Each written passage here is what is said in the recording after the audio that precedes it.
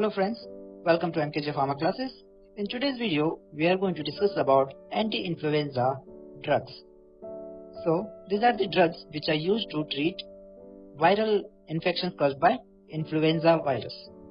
So, here we are having four different classes of drugs which are used, that is Amantadine, Amantadine, Oseltamivir and Zanamivir. So, let us discuss all these drugs in detail and also understand the comparison between one drug with the other one. So, the first drug, that is Amantadine, the structure of Amantadine has a tricyclic amino group. That is, it is a tricyclic amine for Amantadine. Then we have a Amantadine, which is a derivative of this Amantadine. So basically, there is a methyl group addition to this Amantadine, which becomes Amantadine. So because of the addition of this extra methyl group, it becomes more potent, it has a longer activity, and comparatively to Amantadine, it is safe.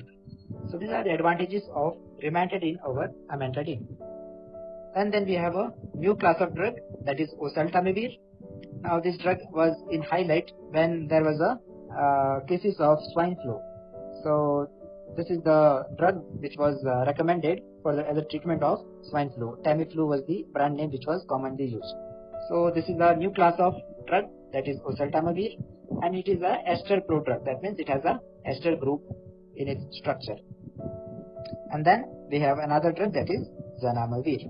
Now this Zanamivir, it is available as inhalational powder. So it is formulated as a powder which the patient has to inhale it. Now this is because it is given in inhalation route, because the bioavailability of Zanamivir is very less. As a result, inhalation route it has advantages of having higher bioavailability. Then let us see the spectrum of activity. So Amantadine, it is highly strain specific. That is, it will affect only the influenza A virus. It will have no action on influenza B, swine flu, blood flu, and so on. So Amantadine, it is a highly specific, that is influenza A only, it will show activity. Now Amantadine, since it is a derivative of Amantadine, it will have all the properties same as your Amantadine. So its mechanism of action, target, resistance, adverse effect, uses, and everything will be similar to Amantadine. Then Oseltamivir, it is a broad spectrum. So it will act on basically influenza A, influenza B, swine flu, and bird flu as well. And same is the case with Zanamivir. It is also a broad spectrum. So basically it is used as an alternative to Oseltamivir. So cases where Oseltamivir is not available, it cannot be used, then we can go for Zanamivir. Then let us see the mechanism of action.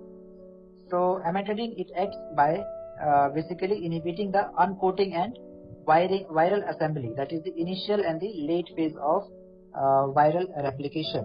So Amantadine, it will prevent uncoating and as well as viral assembly.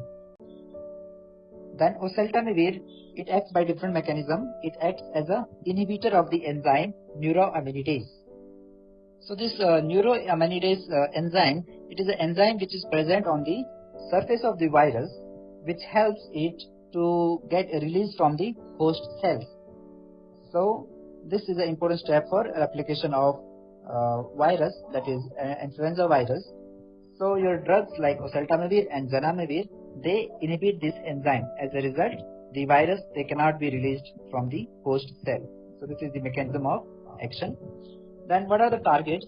The target for Amantadine is that it will specifically target a protein which is called as M2 protein. So target for the Amantadine is M2 protein.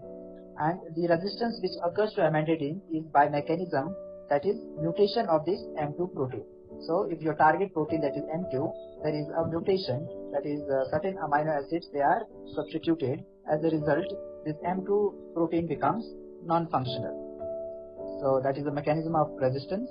Then in Oseltamivir, the enzyme since the enzyme is neuroaminidase, the resistance is by mutation of this neuroaminidase enzyme. Same is the case with Zanamivir. Then let us see the adverse drug reactions of Amantadine. So the different side effects which amantadine will cause are anorexia, insomnia, dizziness, nightmares, lack of mental concentration, hallucinations, and ankle edema. Now this ankle edema, it occurs because of the vasoconstriction produced by amantadine. So we can see the adverse effects are majorly related to your CNS. As a result, it is contraindicated if you are suffering from different CNS disorders, especially epilepsy. If you are suffering from epilepsy seizures, then amantadine is contraindicated. It should not be taken. Similarly, in pregnant ladies, amantadine is not to be taken because of the edema it is causing. Then oseltamivir. The side effect which oseltamivir causes is it produces cough, certain kind of skin reaction, and insomnia. Then in zanamivir, the important side effect is it causes bronchospasm. As a result, it is contraindicated in asthmatics. So zanamivir is not recommended in asthmatics because it produces bronchospasm. Then let us see the uses. Now since amantadine it is a highly specific to influenza A only, as a result it is used only in influenza A2 infection. That is both as a prophylactic as well as in the treatment of influenza A2, and it is also used in Parkinson's disease. Now this is very important to note that the antiviral drug which is used in Parkinson is amantadine.